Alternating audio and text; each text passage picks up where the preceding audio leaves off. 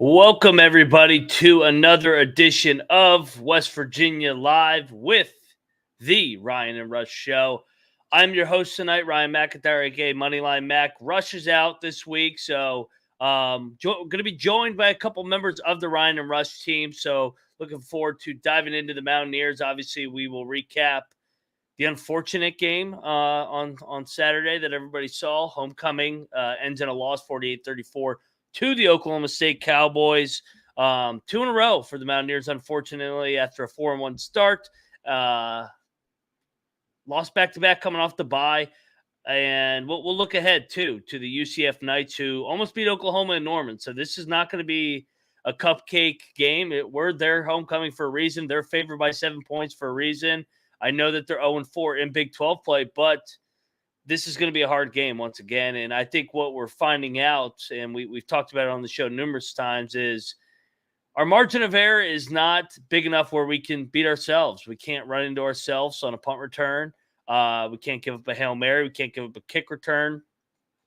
The fundamentals, winning the field position battle, special teams, the stuff that we took pride in and really excelled in those first 4 to 5 games that got us to the 4-1 mark going into the bye, have completely abandoned us these last couple of games. But the good news is we're still 4-3, 2-2 in Big 12 play. I couldn't remember if we had played 5 or 4 games, but 2-2 in Big 12 play. So still some goals still ahead. Don't control your own destiny, unfortunately, now with the Oklahoma State loss, but there's still as important football games, and it starts on Saturday. So joining me this evening, first up, both members have been on West Virginia Live with us before, and they're members of the Ryan and Rush team.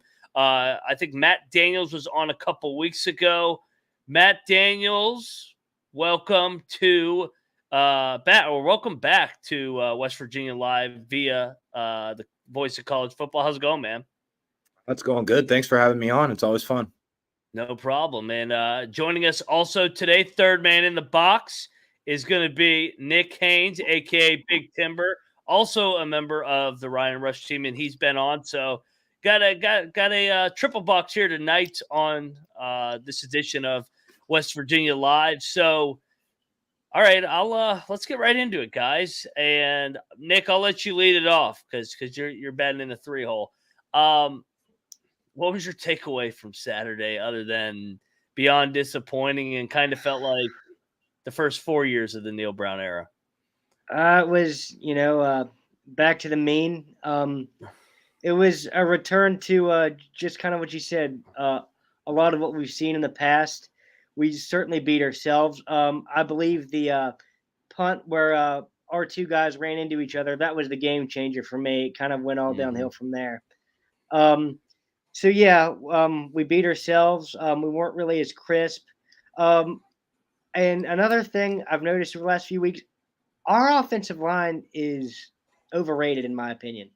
They were advertised as something like as kind of like the Berlin Wall, this indestructible force that, at least we had an offensive line, and they've been just kind of mediocre. I mean, they've been okay. It's not like they've been horrible. They just haven't been as good as what they should have been, or at least as advertised. So, I think that's affected Donaldson too. He hasn't been as good, and he hasn't really seemed as fast this year. It's been our strengths haven't been our strengths in the last couple of weeks, and it's been kind of strange. Yeah, and Nick, I think you're alluding to. I mean, we were able to average 5 yards a carry on Saturday, but like against Houston, I thought we could run all over Houston. We only averaged 3.5 yards a carry. Matt, from your standpoint, are you kind of feeling the same way in terms of? I know we've had some injuries on the offensive line, but I say this over and over on the Ryan and Rush show. Everybody in this league is banged up. In fact, half the league is out without their starting quarterback. So I'm just happy we have our quarterback. I don't think injuries are an excuse. It's got to be a next man up mentality. What was your takeaway from Saturday? Disappointing 48-34 loss. Yeah, like you guys said, it was just a regression of the mean. I feel like I had seen that game so many times in the Neil Brown era. A home game, extremely winnable, and, you just throw it away. doing dumb things, like we did on Saturday. Yeah, it was really disappointing, homecoming, standing in the rain, watching this team. Yeah, not great. Didn't see a lot of the, weaknesses that we saw on defense in the last couple of weeks starting to come to a head a little bit more. Our, rush defense got exposed a lot on Saturday, which is what I was a little bit worried about because Ollie Gordon, he's very good. Yeah, just really disappointing. And it's pretty disheartening, honestly, to see us go back to, a lot of the things that we were doing in the last couple of years of the Neil Brown era. Nick, if this team is able to turn it around, because there still is time to turn it around. I mean, they're 2-2 in Big 12 play. To be honest, they're usually about 1-3 at this time under Neil Brown, so they are slightly ahead. I know they got a head start with the good start that they had. What's an area that you think could get this thing turned around, or they need to improve on to get this thing turned around and go on a second half run here in the last 5 games? Well, I think that kind of comes from the defensive side of the ball. We need to see more from our defensive backs and our defense in general. Our defense was pretty much locked down like the Bob Huggins Press Virginia days in basketball. I mean, that's how good we were against TCU this football season at their place. And if we could get back to that, I think we'll be all right. But it all starts with the defense, in my opinion. Yeah, I mean, that's a good point because we give up 3 games. We gave up 10 points in the second halves. The Pitt, Texas Tech, TCU stretch. Right. Yeah. That feels like light years away compared to what happened on Saturday, where we gave up 28 points to Oklahoma State in the fourth quarter, including 3 chunk runs from Ollie Gordon, who still hasn't been touched on some of those runs. So he's still going. No. I mean, anytime you average or you run for over 280 yards, that's not a winning formula. Matt, Nope. Nick gave out a defensive key. I do agree that it's probably got to come from the defense to step up their game because that was kind of the calling card during the first 5 games. But from the offensive side of things, what's an area you want to see them improve to get this thing right in the right direction down the stretch? And you kind of touched on it earlier. Our running game hasn't been like bad or anything. I just think that we do need a little bit more from the offensive line in terms of run blocking, a little bit more from CJ Donaldson as well. Yeah, he definitely has lost some explosiveness, and we do have a deep backfield. We have a lot of guys, and we saw Justin Johnson on Saturday. He had a really good game, but CJ Donaldson, he's our bell cow. Like he's the guy that we're looking for to give the ball to 15 to 20 times a game. And we definitely are just going to need a little bit more out of him if we want to turn this around. Yeah, he's been underwhelming. I know he's banged up. But like I said, everybody's banged up. Let me ask you this, Nick. Do you think there's a chance, not bench Donaldson, do you think there's a chance they really reduce his load in the last 5 games? Play Jaheim White, play Johnson, play Anderson? Not really. I mean, and that's only because I think that goes against what we've seen from Neil Brown in the past. Neil has been incredibly loyal to guys like Austin Kendall and Jarrett Dagey. I know those are quarterbacks, but I think CJ would fall in that same category. I don't think you're going to see any reduction in load from that standpoint, just because of that's kind of the nature of Neil and his staff. I think I tend to agree with you. And I mean, the best running back has not been the running back the last couple games. It's been Garrett Green, who went for 7.5 yards a carry. I think he went for like 6 yards a carry against Houston. I thought Johnson popped, though, on Saturday. 5 yards a carry. Jaheim White. Johnson looked like a guy that had fresh legs. That's what he did at the end of last year. And Anderson had flashes last year. That's why I'm asking. I could see him pulling back a little bit on his workload. I know he only had 13 carries on Saturday, but I mean, you compare the two. Johnson was much more effective going for 5 yards a carry versus Donaldson 3 yards a carry. What is Donaldson under 4 yards a carry average on the year now? I know he was teetering around 4.2, 4.1 going into the last 2 games, but I feel like pulling up CJ Donaldson's stats right now. It never wants to load when you want it to load quick. 3.9. Yeah, I thought that's not good enough. And I know they're going to get back Remack this weekend on the left side. So they will have a heavy offensive line health from the health standpoint this weekend. Matt, what is the addition of Remack after Milam coming back next week? Do you think they can get this rushing attack back on track though against UCF?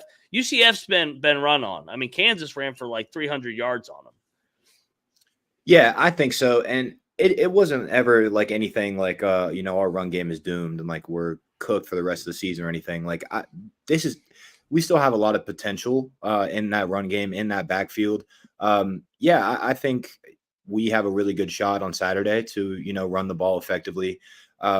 But yeah, I think if we split the carries, a little bit more, I don't think, maybe 15 carries from CJ, but I would still like to see a little bit more out of the other two guys. Cause I feel like it's primarily like the first two guys, like it's either CJ and Jaheim White or CJ and Anderson. I would like to see the other three guys in that backfield get some more work. With a healthy offensive line, I think that, we have a really good shot to run over them on Saturday. Yeah, just pulling up the stats from the rushing side. UCF is averaging. I don't know why UCF's not popping up on this. Mark's in the chat. Great job, guys. Surprised at the UCF. Let's talk the spread. Actually, that I know that this isn't like the most gambling show ever, but we do address the spread and what it can mean in terms of the upcoming matchup. Nick, were you surprised by the 7? I kind of was. I thought it'd be closer to 3. But I sense everybody was impressed with the UCF performance in Norman. They went toe-to-toe with them for 60 minutes. They should have won. They got jobbed by the officials on that interference call. But the game was on ABC, national spotlight game. Kind of feels like a little bit of an overreaction to just 1 week, and everybody's down on West Virginia now. I'm not surprised by the spread, but I do think West Virginia covers it. I think it'll be closer than 7 points, but I'm not surprised it's where it opens. It usually opens a little too heavy for my liking anyway. But I guess that's why I'm not a gambler. So, how about you, Matt? Yeah, no, I'm definitely surprised, and I will be putting money on our money line on Saturday for sure. I might regret that, but I think it's a little too high. I was definitely surprised, like Nick said. I was expecting closer to like 3.5. I think we lost the last 2 games, but it's not like we were the worst team in the Big 12 or anything like that. Like that 7 points is surprising. And this UCF team, I know they went into Oklahoma and competed. I still don't think that they're like that good. I don't think they're good enough to be 7-point favorites against us. Yeah, and I also think they were coming off the bye. They were in desperation mode. Oklahoma was overlooking them clearly because they were coming off the Red River shootout. They kind of sleptwalked through that game. 11 a.m. local kick. It kind of was a kitchen sink game for the UCF Knights, but I mean, you got to give them credit. They played their tails off. And you just look at the stats from these two teams. Both teams rank in the top 5 or top 4 in rushing yards, rushing attempts. We still are number 1 in rushing attempts in the Big 12. So both teams are going to want to run the ball against each other. And on the other side of things, both teams can be run on. I mean, we just saw Ollie Gordon run for about 300 yards last week. And then UCF, they like I said, they've been run on by Kansas State. I think their 0-4 record is misleading because they've played Oklahoma, Kansas State. So there's 3 out of the top 4 teams. And then they blew like a 30-point lead to Baylor. So I think it's kind of maybe the spread is more in terms of the UCF Knights are due. But I don't know. I think this is a close game. I think this is actually going to be, if you're an average football fan, not a fan of either team, this is going to be an electric, exciting game because I think it's going to be back and forth. Is that the kind of game? I know, Nick, you think it's going to be close. Is that the kind of game that you're anticipating? I do think it will be relatively close. I could see a scenario where West Virginia wins by between 8 to 10, only because I feel like this could be the UCF emotional letdown spot after the close emotional loss to Oklahoma, closer than a lot of people expected. And to be honest, if this were the Pittsburgh Steelers, we'd be calling this a Tomlin get-up spot for Neil Brown. I could see that working that way for West Virginia Yeah. this week, coming off of 2 games they should have won. I think this could be a nice rebound opportunity for the Mountaineers. So they could really blow the doors off of this one if they want to. I could see it going either way. How about you, Matt? Yeah, sorry, I just completely lost my train of thought. What did you ask, Nick? I'm so sorry. No, we just asked. Do you anticipate this game being a back and forth, exciting game, kind of like the Oklahoma game that we just saw? That's the way I kind of see this thing playing out. I think both teams can run the ball. I think both teams will run the ball on each other, and I think it's going to come down to the final possession. I don't see a blowout in this one because both teams need the damn game. Yeah, for sure. Yeah, it's going to be very intense, very high intensity. Both teams are dying for a win, and I think there's going to be a lot of points put up. Yeah, I don't think either of these defenses are really all that impressive. Yeah, I think it'll definitely be a close game. I just don't see how UCF would cover that 7-point spread. I can't really anticipate us winning by a touchdown or more. I don't know. I just feel it'll definitely be a very intense game, but it'll be close, which is bad for us. It's going to be very stressful. Yes, and of course it's a noon game as well. Nick, if you had to give out your number one key to victory for Saturday's matchup against the UCF Knights, what would it be? It would be basically what I said in the beginning of the show: a return to playing lockdown defense. If we could get that rolling again, I think we'll be in great shape for not just this game but for the rest of the year. And Matt, how about you? Oh, sorry. Yeah, I would just like to see the defense get back on track. I don't honestly know if that's even really possible at this point. I feel like they've kind of shown their face at this point in the season. I think really it's funny. The last couple of weeks, our defense hasn't been very impressive, and it's been up to our offense to, kind of keep us in these games. I think it'll probably be more of the same on Saturday. Garrett Green has been really effective throwing the ball the last couple of weeks. I would like to see that continue on Saturday, and I would like to see us, regain our footing in the running game as well. Both good points. All right, let's go back to chat with Mark. What Mark's asking about, and that is in regards to Neil Brown, the $1 million question that we all talked about in the offseason. It was, how many wins does Neil Brown need to save his job? And it kind of, I thought if they lost to Pitt, he was gone. I thought it was done. But he beats Pitt, then they beat Texas Tech, then TCU. Then it's all of a sudden everybody breathed a little bit, relax, and it's like, oh, he's back. We're going to win 9-10 games. And then he loses 2 in a row. And now he's kind of back on the hot seat. I would agree. I don't know, Nick. Let's play out a scenario. We got 5 games left. Let's say they go. I think they're going to go 3-2. I think they're going to finish 7-5. That was my preseason prediction. No reason for me to really sway off of it. I'm not going to overreact to 2 losses. Oh, what's the number for you? Do you think he needs to get to 7 wins? I would agree. I think 7 is the ultimate threshold here. I think anything less than that, it gets a little dicey for Neil Brown. The biggest thing, he needs to look good, to close out the year. You could kind of have a bad middle, but we've seen a lot, especially in the Holgorsen era, where we would just kind of peter out towards the end of the year. I think the fan base, and I would guess the administration too, is just kind of sick of seeing that. We need to finish strong, which has been, if Neil Brown's done anything right in Morgantown, it would be finishing out season strong like last year when he beat Oklahoma State in Stillwater at the end of the year. Granted, it was a meaningless game and it didn't matter, but he still got it done. So we'll see. Matt, how about you? It's a weird situation because he's got to get to 7 wins, but it's almost like he hurt himself going 4-1, where he got everybody's expectations up to then let it down, and now it's like, oh, everybody's just so sick of him again. I still think 7-5 he gets another year. How about you, Matt? Look, my number before the season was 7. Like I felt if he won 7 games, he would be safe. I have a feeling that, if you win 6 games and go to a bowl, regardless, I think he's probably back. I don't know if that's the right option. But 6 is probably the number. I think if he makes a bowl game, he'd probably come back. I don't know if that's the right call or not. It really just depends on it just depends on the type of wins or losses we see throughout the season. If we like went to Norman and competed and still went 6-7 or 7-6, I could see that being a big factor in him keeping his job. But yeah, I would if it was me making the decision, it would be go 7-5. Anything less, it's probably time to part ways. But yeah. Well, because 7-5 would be a winning record in the Big 12 too. That means they won 5-4.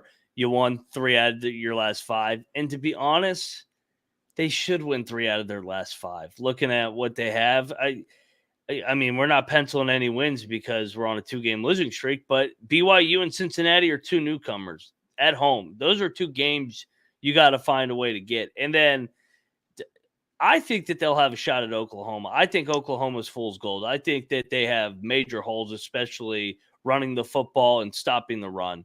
But I think that you should be able to get one of the Baylor or UCF games on the road. Is that too much to ask, Nick? I think that's more than reasonable to protect home field and then either win at Baylor or at UCF.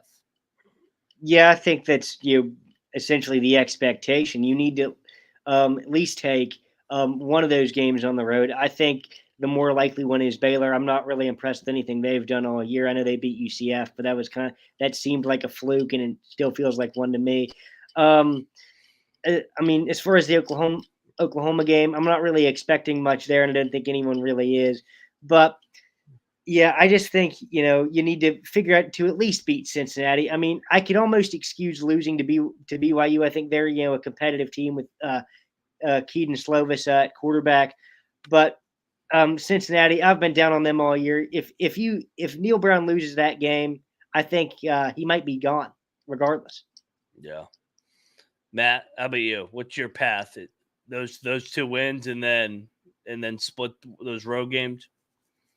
Yeah, either way you look at it, there's 3 teams on the schedule that are not maybe not 3. We got Cincinnati, BYU, UCF.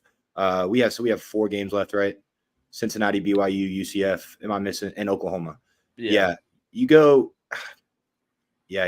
have to find a way to beat Cincinnati, and you definitely got to split that UCF and Cincinnati road, or UCF and Baylor road stretch. I think it sucks because all of those games are winnable. I think the Oklahoma, like you said, the Oklahoma game is winnable too, but like you could realistically finish this season with 1 more loss, but like just from what we've seen from Neil Brown, I just don't know. Like I fear that we're going to drop a couple of those games that we really shouldn't, which the last 2 games were 2 losses that we should not have dropped. Like we should be sitting at 6-1 right now. Like at least 5-2. At least 5-2. Yeah. Yeah. Right. No, I don't disagree. All right, we'll come back to the UCF. Let's talk a little Big 12. Just whip around the Big 12 a little bit, because we got finally the bye weeks are basically over, except for TCU and Texas Tech. This week, we got. I'm sorry, I'm pulling up the schedule. I know let's go to the headline game in the Big 12, and that's where Big Noon Kickoff is.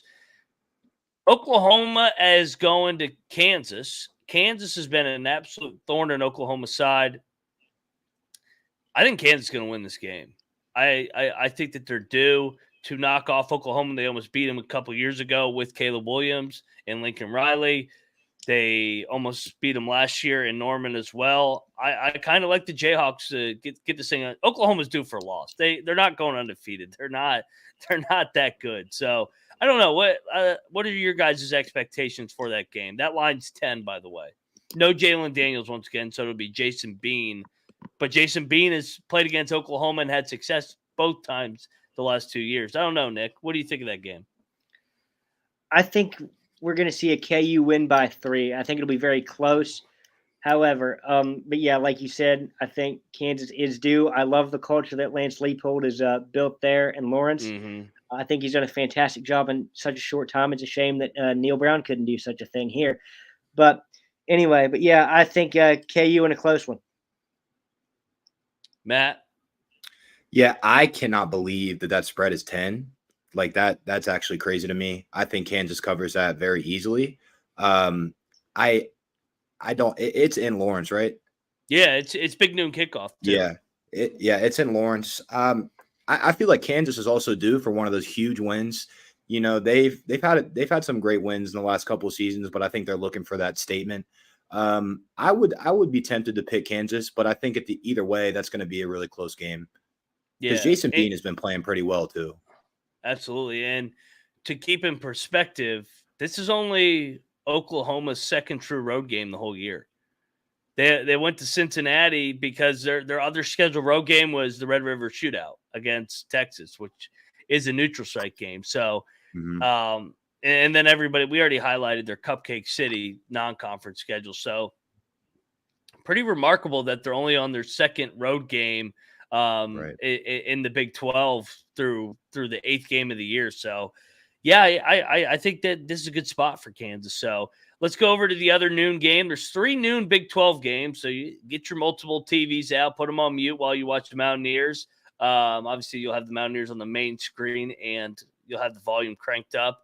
Dana should have won, by the way, last week. That was an absolute travesty the way that game finished. Where they wouldn't even spot the ball or review the spot. I mean, he got the first down easy. Dana was going to score a touchdown. He was going to go for 2, just like he did with Will Greer, and they were going to beat Texas all over again. But they didn't because they I guess the officials wanted Texas to win, but is what it is. Houston's going to K-State. I don't know about this one, Nick. Is this a K-State smash spot? Because K-State's been rolling. They went to the 2 quarterback system, Will Howard, Avery Johnson. They feel like they got the magic back after that Oklahoma State loss on Friday night, and they're right there to make a run in the Big 12 once again with the 1 loss in the Big 12. Yeah, I think K-State wins this one going away. I don't think it's particularly close. I could see a score something similar to like a 34-7 K-State. I think Kleiman just takes it to Houston. I love the discipline that K-State usually plays with, and it's pretty much the exact opposite with Houston and Dana Holgorsen, as we've seen when he was at West Virginia and at Houston both. So, yeah, I think K-State rather wins this in a blowout. Matt, where are you leaning in this game? Are you sided with Nick here in a blowout? Yeah, Kansas State's going to run away with this one. They've been rolling for the last couple of weeks since that Oklahoma State loss, and you're right, they completely figured something out with Avery Johnson. I don't even know. Do they play Texas or Oklahoma to end the season? K-State's got Texas next week in in Austin. I almost said Norman. In Austin? Yeah. Okay. I mean, that's an interesting game. Yeah, they have it rolling. I think they're pretty easily the 3rd best team in the conference right now. I don't see any chance that Houston competes in that game. Yeah, feels like a letdown too for Houston, where Houston's played 2 emotional games, obviously for Dana against West Virginia, get the win, should have beat Texas. That's obviously for politics reasons, where Texas blocked Houston getting into the Big 12 for all these years, and Houston got the 1 crack at them. Man, that would have been great if they had won. But oh well, they maybe in the future. All right, let's go to another one. These games are always funky between Iowa State and Baylor. These games always come down to the wire, and that's why the line is 2. So I mean, right on point. Iowa State's off the bye. All of a sudden, the Cyclones that everybody wrote off in the offseason with the gambling scandal, the 1-2 start. They only got 1 loss in the Big 12. They're going to Waco. Baylor's coming off a Cincinnati win as well, though. Nick, is this a coin flip game like history says? So I haven't looked at the schedule yet this week. Is the game in Ames or Waco? No, it's at Waco. It's at Waco. Man, I got to go with Baptist Notre Dame. Baylor wins a close one by a field goal. How about you, Pat? Yeah, I just don't think Baylor has it this year, and Iowa State's got it rolling again. And yeah, sorry, my Siri just went off. Yeah, Iowa State's got it rolling again. I think they'll go on the road and get a win in Waco.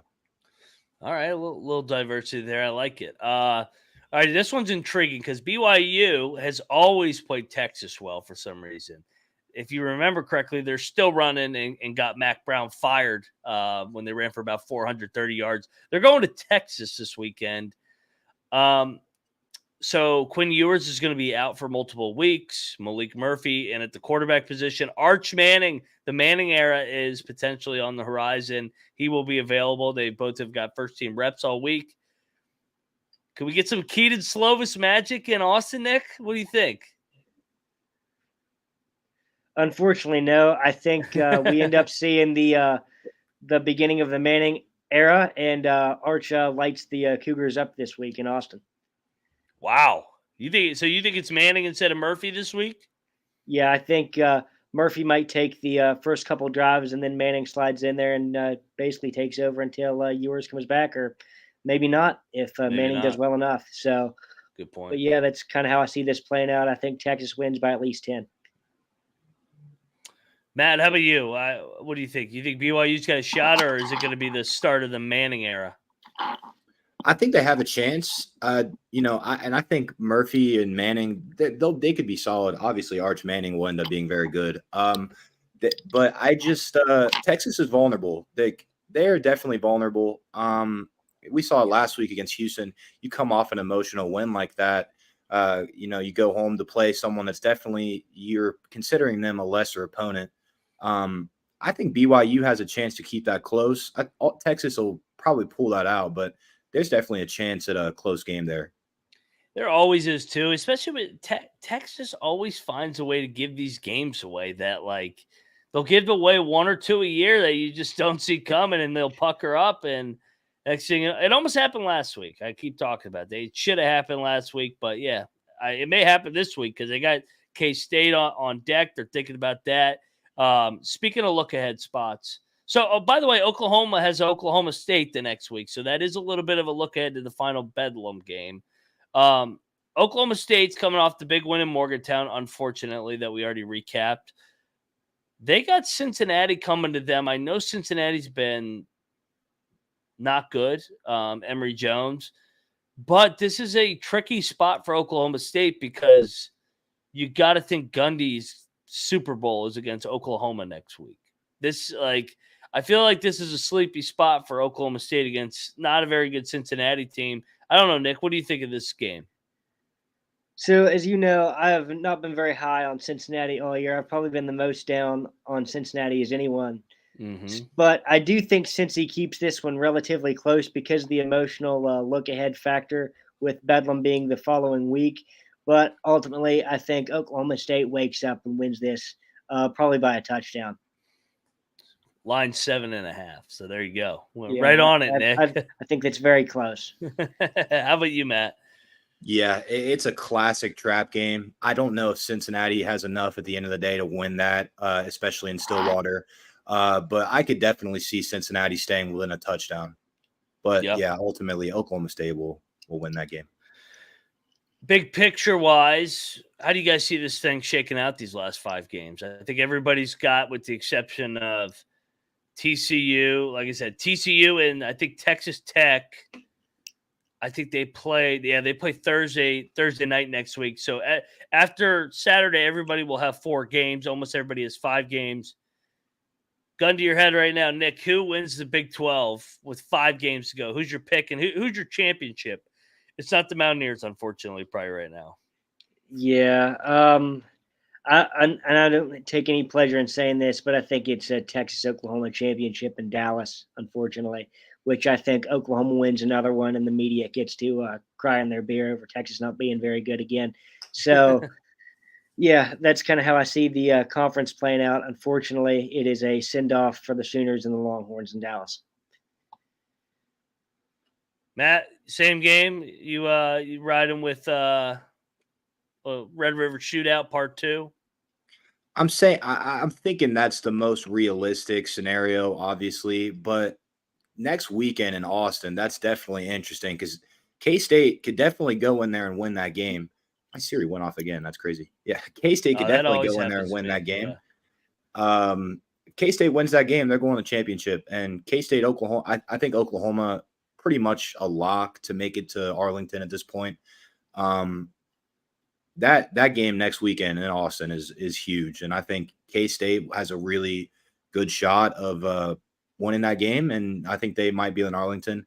But I would say most likely it will be Texas and Oklahoma, that's just so boring. I don't want to see that. And I don't know if the Big 12 wants to see that either. It ain't going to be Texas, Oklahoma. There's no way. Somehow it will not be. I kind of don't think either is going to make it. I think both are not playing their best football down the stretch. I think next weekend's the weekend, though. You guys mentioned it. Quietly, I know they just beat us. Mike Gundy and Oklahoma State only have one loss in the Big 12. They don't play Texas. They play Oklahoma at home, which is going to be their Super Bowl. So they control. If they win that, all of a sudden they have the tiebreaker over Oklahoma, and that's not even including if Oklahoma potentially loses this weekend in Kansas, which we all think that they're more than capable of doing. Looking at Oklahoma State's schedule after that, though, I mean, they got UCF, Houston, and BYU. So they got four newcomers in Oklahoma in their final 5 games, and they only have one conference loss. They did their job. They beat K-State. They beat Kansas.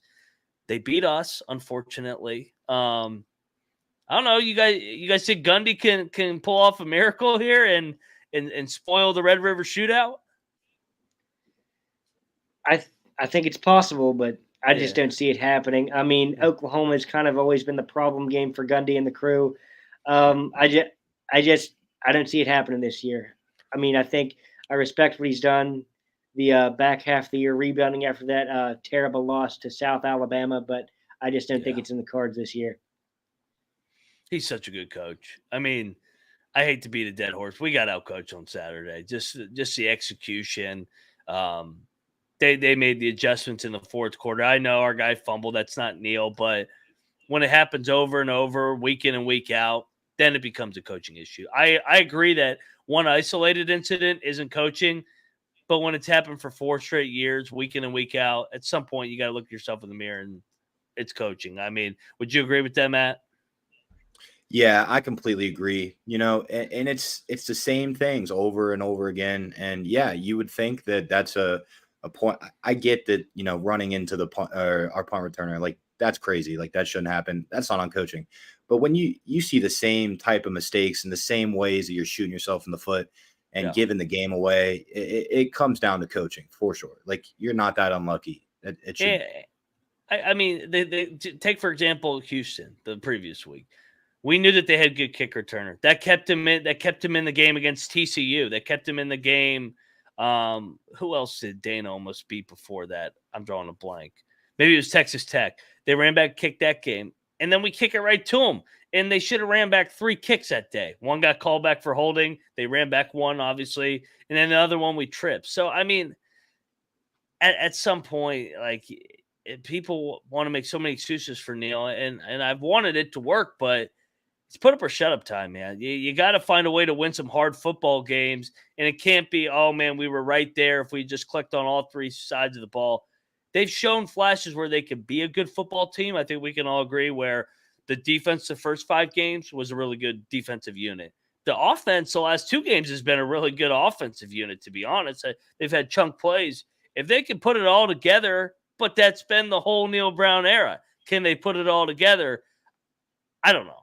I can't bank on it happening. It hasn't happened yet, and we're in year 5 of the quote unquote climb that everybody wanted to talk about 5 years ago, which I personally hated the name. It basically was accept mediocrity while we're not producing results. While TCU goes to the national championship in the first year at Sonny Dykes, Chris Kleiman at K-State goes to wins the Big 12 in year number 4. Matt Campbell's won the Big 12 or got to the Big 12 title within first 4 or 5 years.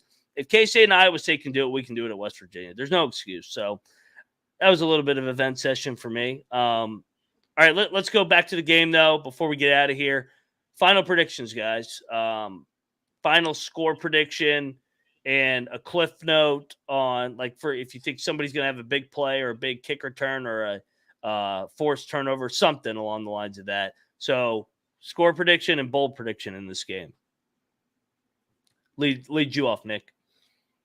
So I think West Virginia wins this one by 10 in Orlando, 27-17 West Virginia. And the kind of the shocker here is Garrett Green throws 2 touchdown passes. That's a big game through the air. I hope you're right, man. Matt, where are you going for this game? I'm going 31-28 West Virginia. I know it's been a rough couple weeks. Again, I know what happened last week in Norman. UCF's not a great football team. I think we're a much better football team than they are. I don't see any reason why we should not be able to win this game. Of course, if we give it away like we have so many times in the past, I could see that happening too. My cliff note, Devin Carter, he's been pretty good in the last couple of weeks. I look for that to continue. Devin Carter, probably 80 receiving yards. Garrett Green continues, to air it out, and hopefully we get that running game back going. I like it. Both ride with the Mountaineers. We're back on the Ryan and Rush show. Go check out our UCF breakdown. We had Andy Eden over from the Sons of UCF to break down from the UCF side of things. You got to call them UCF Knights. You can't call them the Central Florida Golden Knights. They have like 5 names that they get offended by down there. I think it's ridiculous, but sounds pretty woke to me. Yeah, yeah, it's something. I don't know. I don't really understand why they're in Central Florida. They're UCF. They're the Knights. They're the Golden Knights, but I guess they don't want to be called that. So whatever. So yeah, the Central Florida, very, very Golden Knights. Go check that out. And Big 12 Brad, we are so excited to host y'all. Good luck. Thank you. And Kenny Evans, shout out to the chat, everybody. Always appreciative. We're back next week. We're back tomorrow on the Ryan and Rush to give out our score predictions. Rush will be back tomorrow, and we'll dive into the keys to victory, how we see this game coming out. I'm not going to give away my score prediction, but I do kind of lean to your guys' side. But yeah, go check out the UCF episode. We got some big things planned also in terms of basketball seasons here. So basketball November 6th will be here before you know it. They got a exhibition game Friday night. We got a exciting series lined up of members of the coaching staff that will be on the Ryan and Rush show. So make sure you're subscribed over there. Looking forward to bringing you guys the necessary content all basketball season long. And of course, we're here on the Voice of College Football every single Wednesday night at 8 o'clock Eastern, covering the Mountaineers. And obviously it's a recap show / transition into a preview show. Before we get out of here, Nick, anything you want to plug? What you got going on? Yes, so sticking on the basketball end of the stick, I just want to take a moment and congratulate our friend Jay Jacobs on a fantastic career. He's hanging it up December 1st against St. John's. So I just want to mention Jay. He's a great guy and a great friend. Congratulations, Jay. Absolutely. The blue, he's the Silver Fox. He's the GOAT. Yeah. He's going to do one final game at the Coliseum. So make sure you guys are at that game against St. John's, Rick Pitino. So that'll be an electric atmosphere Friday night in Morgantown. Matt, what do you got going on the rest of the week and some of the good work you're doing? Not much going on. I do have 2 things to say. One, again, congratulations, Jay Jacobs. Fantastic career. I listened to a lot of W basketball games on the radio growing up. Always great to hear him. 2, boycott the NCAA for sure. Yeah, I don't even want to discuss Raekwon and the NCAA. Go check out our episode we did today on Raekwon. So, and maybe Patrick Morrissey will come through for us. Yeah, we'll see. All you got to do is put a little bit of pressure against these cowards, and they usually do cave. So that's what North Carolina did. Yeah, yep. That's what North Carolina did, and all of a sudden he was back in 3 to 4 games. So hopefully we get the same result. Unfortunately, that's kind of the path that you got to take with them is you got to just apply pressure until they cave, like the cowards they are in their little tower in Indianapolis. But that's it for this edition of the Voice of College Football. We will see you guys next Wednesday night at 8 o'clock. Let's go Mountaineers. Let's get back in the win column this weekend and look forward to seeing you guys tomorrow on the Ryan and Rush show where we give out our keys to victory and our final score prediction. So let's go Mountaineers. See you guys. See ya.